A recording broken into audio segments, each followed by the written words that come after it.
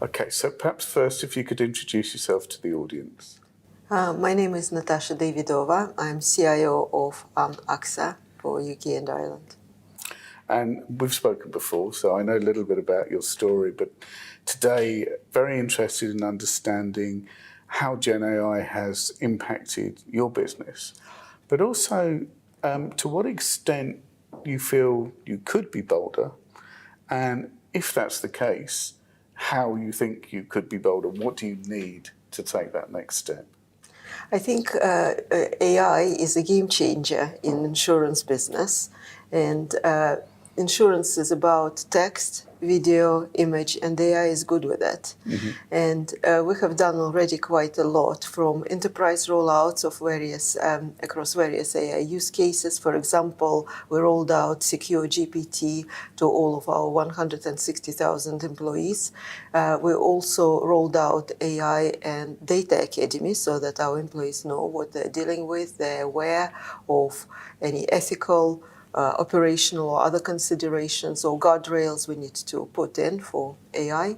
Obviously, we are a highly regulated entity and we have a lot of sensitive information. We also used AI to build our own chatbots. We use AI in the context of the customer communications and customer service, and we have seen fantastic ROI, return on investment. For example, in the call center space, when a customer calls with the details or queries about the details of their policy, it used to take the call center agent on average to take 5 minutes, put the customer on hold, look at the policy data and then provide the answer. Now GenAI can actually pick up the question as it being asked and provide the answer with the reference within 5 seconds. So from 5 minutes to 5 seconds. I have seen a lot of AI applications within the back office and productivity enhancement space, but I strongly believe that the most potential of AI is within the customer space. And I think that's where we could be perhaps a bit bolder, but we need also to be quite careful and mindful of the privacy, data regulations and customer wishes, because, as you know, I'm often asked, why don't we do more with AI? Well, because sometimes customer doesn't want it. In the UK, actually, customers prefer personal touch. Secondly, in insurance, we often deal with very sensitive cases where AI, perhaps rule-based AI, cannot handle. For example, if you need to make an exception and customer is in distress, but it's not in their policy, we would often consider that given the customer circumstances. And that's why I think contextual meaning of the query is also very, very important to us. So that's why we can be bolder, but we also need to be mindful. That point there about the kind of human nuance of dealing with the emotions of an individual, I think that's an area that generative AI has been quite focused on. There's quite a number of technologies, think of Anthropic's approach or Inflection AI's approach, are working towards giving you that kind of emotional connect. Does it need to take a step change before you're going to trust it to replace a human for that kind of nuance? I think it's still early days, I would say. And I think moving from rule-based to contextual AI is still very much kind of in progress from my personal perspective. And I think many customers would actually sometimes prefer to speak to a human rather than to deal with AI. So that's why I think we need to take care of that as well. And I know I've heard that before. It's it's often said, and I think one of the great challenges, and this is not your world, but an example I would go to is, do you want to get your cancer diagnosis from a machine? Probably not, right? That's probably something you want to hear from a human being. And I think there's a whole range, a kind of 1 to 0 on that, of how much you're prepared to have a machine intervene in the process. Where in insurance do you think it sits? I mean, it's not at that number 10 level, is it? Do you think people are kind of learning to accept interaction with machines? I think it really depends on the use case, because we have seen already examples of wearable technologies, also within the medical setting as well.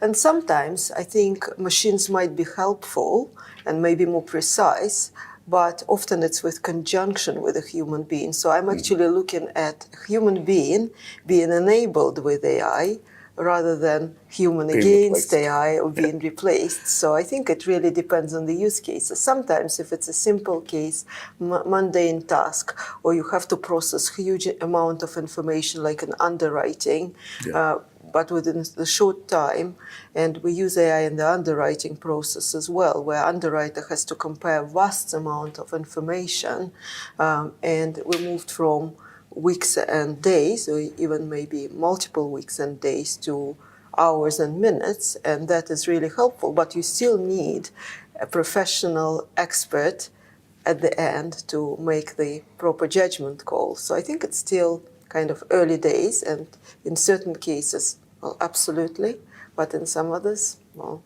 we need to give the customer a choice and be mindful. Got it. So maybe just one last question, and you can dismiss this if you choose.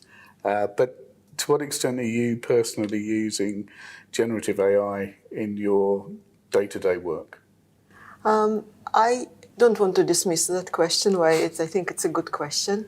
I use the AI fairly often, and I also love to use AI in my personal life as well.